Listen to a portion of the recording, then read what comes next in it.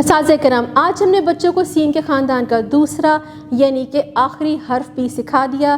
ہم نے اس حرف کی بچوں کو اچھے سے پہچان کروا دی۔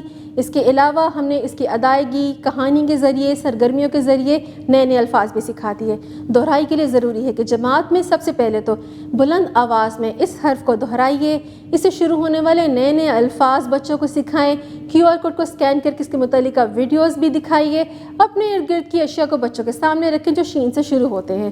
اسٹیم ایجوکیشن کی سرگرمیاں بچوں کو لازمی کروائیے، مصوتوں اور مصمتوں کی بار بار دہرائی کروائیے۔ اب ہم جانتے ہیں کہ اسٹیم ایجوکیشن کی وہ سرگرمیاں کون سی ہیں۔ سائنسدان میں بچوں کو شہد کا تعارف دیں۔ بچوں کو بتائیے کہ شہد کی مکھیاں پھولوں سے رس چوس کر شہد بناتی ہیں۔ جدت دان میں آپ روشنی کا تعارف کروائیے کہ شمع جلانے سے روشنی ہوتی ہے۔ تعمیر دان میں پلے ڈو کی مدد سے حرف شین سے شروع ہونے والی کوئی بھی چیز بنوانے میں بچوں کی رہنمائی کیجیے۔ رنگ دان میں اوپر دیے گئے شیر کے خاکے میں رنگ بھروائیے۔ ریاضی دان میں سبق میں موجود حرف شین سے شروع ہونے والی چیزوں کی گنتی کروائیے۔ اس طرح بچوں کو گنتی بھی آ جائے گی اور نئے نئے الفاظوں کی پہچان بھی ہو جائے گی۔